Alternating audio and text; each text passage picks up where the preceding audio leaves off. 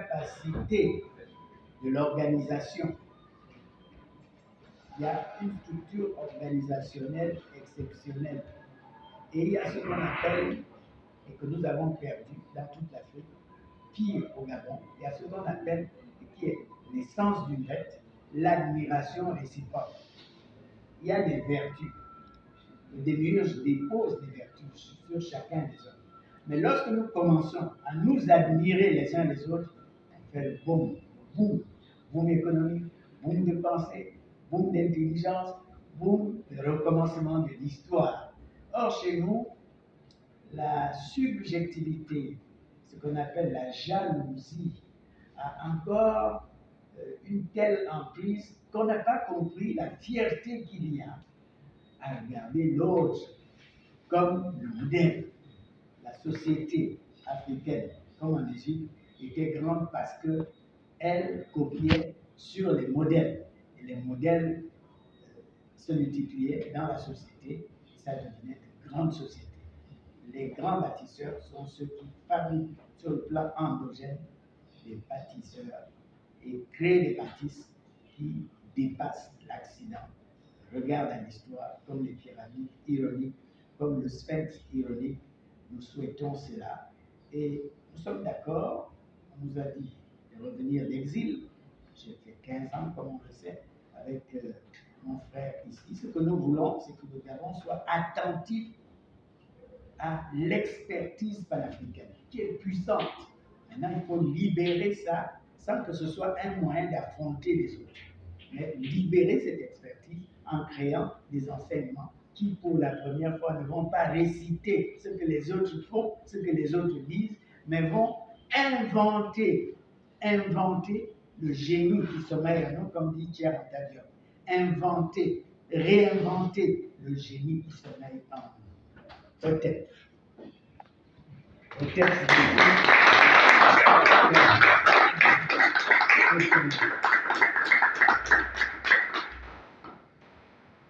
me réjouis de prendre la parole après mon grand frère et maître, le professeur Edouard Diogo, qui, dans son propos, a posé le cadre principiel, le cadre des valeurs, des références. Il a situé l'idéal et il est resté en fait sur une position idéale, puisque ce sont les idées qui ont été présentées, avec naturellement un rappel historique de l'origine du panafricanisme, de ce qu'il a pu réaliser dans le temps, de ses limites, et comment nous, aujourd'hui, héritiers, nous récupérons un peu l'affaire pour la faire prospérer. Je me réjouis du fait que moi, je suis plutôt mathématicien, informaticien, donc appelé à l'application des idées.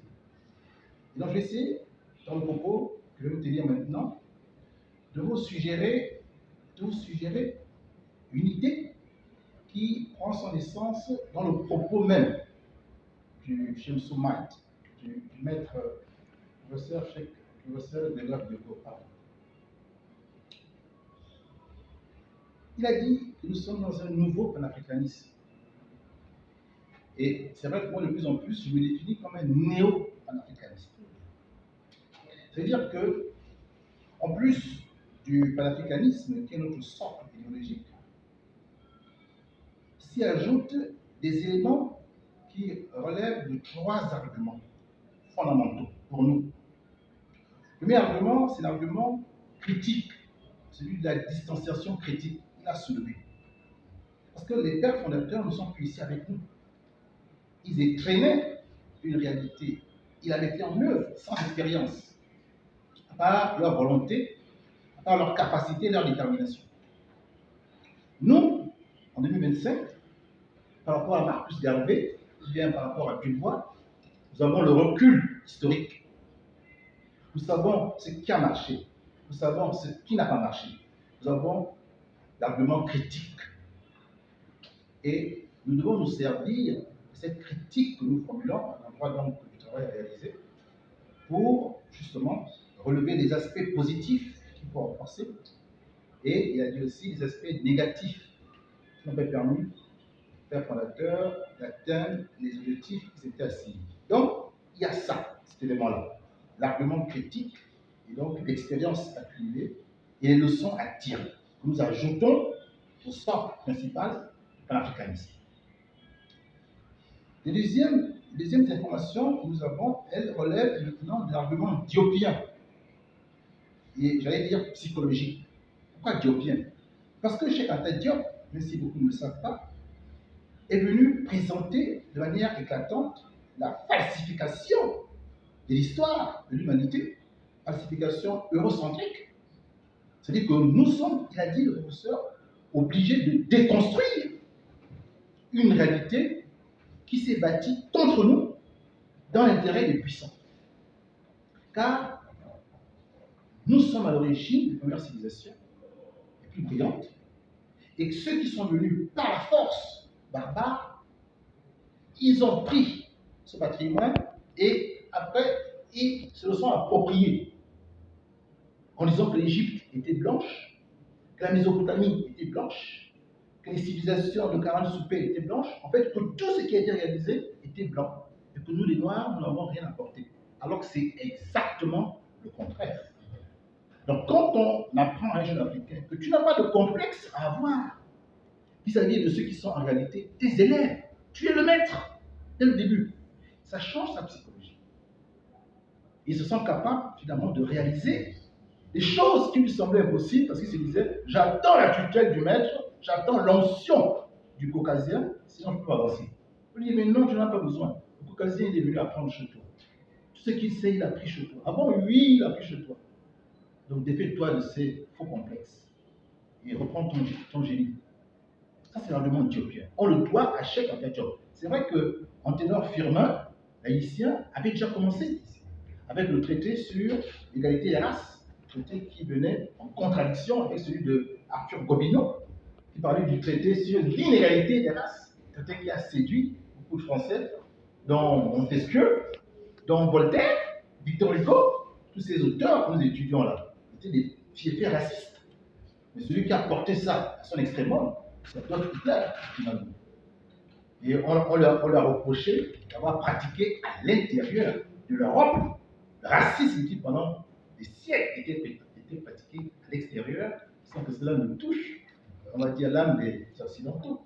De cette manière, Hitler nous aura rendu service. Parce qu'il a mené dans le territoire européen, eh bien, le racisme. Parce qu'il a dit, oui, d'accord, on est des Blancs, les êtres supérieurs de la Terre, c'est vrai, nous ne contestons pas ça. Mais maintenant, quand même, dans la race blanche, on peut aussi hiérarchiser. Non, mais on peut aussi hiérarchiser. Parce qu'au sommet, c'est la race arienne, c'est-à-dire ceux qui sont en grande taille, qui sont athlétiques, qui ont les yeux bleus, les yeux verts, les cheveux blancs. Nous-mêmes, il a dit, je suis d'accord, il faut la révolution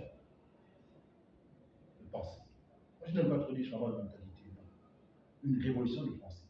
C'est-à-dire que nous sortons de l'africanité pour entrer dans la camité. Alors, c'est quoi l'africanité, c'est quoi la camité? C'est ça. Africanité vient de Afrique. Afrique, en fait, ce n'est pas le nom de notre continent. C'est le nom d'une tribu amazigh qui a combattu les Romains pendant les 3 guerres puniques. Si vous vous souvenez de Massinissa, ou bien du général Hannibal. Voilà. Donc, les Romains ont identifié la zone de leur adversaire, c'est-à-dire les Afriques, les Afires, comme étant la zone africaine. C'était la zone septentrionale, c'est-à-dire la Tunisie, l'Algérie. Et plus tard, cette zone-là va donner son nom à l'ensemble du continent. Mais vous voyez que la désignation vient des Romains. Nous-mêmes, on appelait ça Kemet, ou Kama, c'est-à-dire la terre des hommes noirs. La terre des hommes noirs, Kama.